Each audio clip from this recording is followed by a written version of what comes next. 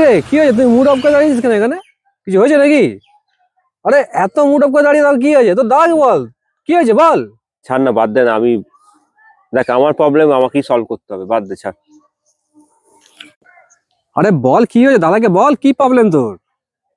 দেখ তুই যদি এরকম না বলতে চাস তাহলে কি হবে বল। দাদাকে বল কি কি প্রবলেম, বল দাদাকে বল।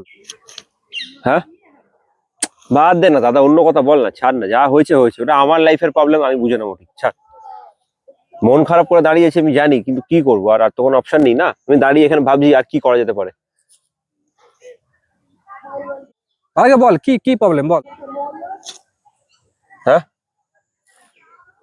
দেখ তুই যখন আমাকে এতবার ফোর্স করছিস, তোকে আমি কি বলবো। আমাকে আমার 50,000 টাকা লাগবে।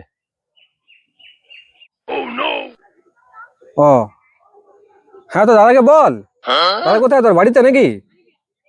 যা যা যা, বাড়িতে বাড়িতে যা, দাদাকে বল, দাদাকে বল।